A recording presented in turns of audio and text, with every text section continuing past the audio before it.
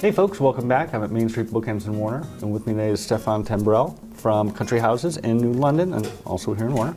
Hi, Sean. Stefan, how are you? Great. Good to see you. Good to have you back. Yeah, thanks for inviting me. It's always a pleasure to be here. Well, great to have you. And, what's shaking out there in the real estate world? How's the market looking?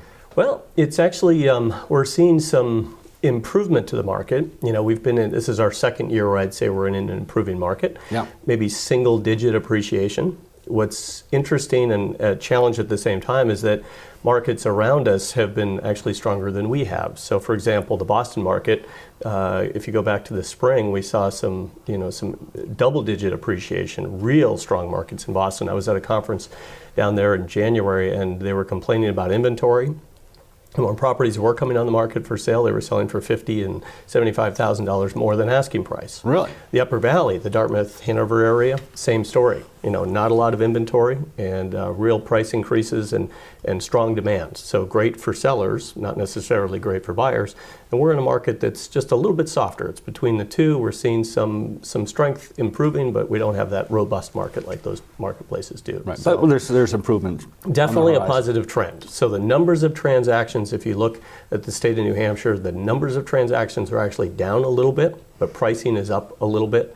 And so overall, there's an upward trend, which is good. In real estate market, I mean, things are always changing. I mean, technology is another thing that's taken over from the old, hit the Sunday paper and look through the listings. Yeah, and it's hard for our sellers to get their heads around this, but technology has so radically changed our business. I mean, we all have phones, right? We have smartphones that can do just about anything now. I mean, even the newer versions can track your sleep patterns and your health and your caloric intake, and I mean, it's amazing what a phone can do now. But in our business, in real estate, where it really helps is shortening the communication cycle. So in other words, even as recently as a few years ago, a buyer or seller would reach out to you, and the standard was you could get back to them within a day. Well, now people want to hear from you within seconds. So you really have to be on your game. You have to have tools where you can respond in those kinds of quick time frames. We also do a lot of cloud-based storage where we can house all of our documents for all of our properties in the cloud. So if a buyer calls me, for example, and says, hey, I'd like some information on 123 Main Street, as soon as I hang up the phone, within seconds, I can forward them everything I have on that property because it's all cloud-based and I can access it from my phone. And so, again, it's about shortening those cycles. Other examples are, if I think back to 5 or 6 years ago, we used to hire companies to come in and shoot virtual tours of houses, and they'd come in with very expensive software and cameras. It would cost thousands of dollars to do just a few homes. Now you can do that on your phone. Oh, wow. So you can literally stand in a room and you can shoot a 360-degree image. It can be processed online, and within seconds you can send it to a buyer who may be on the other side of the country, and they can virtually see the entire property. So it's really incredible where things have gone with technology and how it really helps us in our business. Yeah, a lot better than those grainy old black and whites in the Sunday paper. Yeah, and the quality on these these devices now is just through the roof. Better than some of the cameras out there. Absolutely. Yeah. And besides the technology, it's changing what real estate agents do now.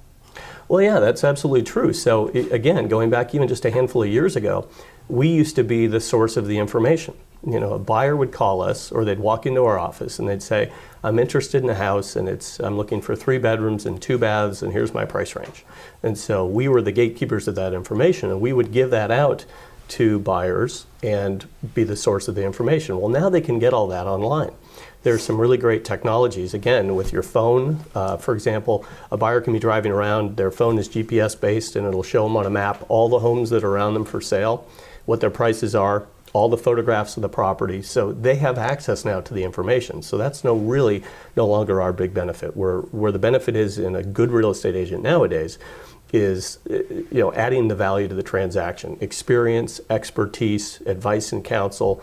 The person has the information, now they want to know what to do with it. Guide me through this myriad of challenges to get me from point A to B so that I close on the property. Same with the sellers. Everything has gotten a little more complicated. Home inspections are more challenging. Banks are being more specific about what they require in a property and what they require in a buyer. And so, the bar is raised on all these things. And so the good real estate agent nowadays can help someone get through all those challenges. So I think the skill set is more important than ever of what a good real estate agent brings to the table. Excellent. Yeah. Stefan, thank you so much for coming by. Yeah. Check them out at Country Houses. That's your local view. Now back to you.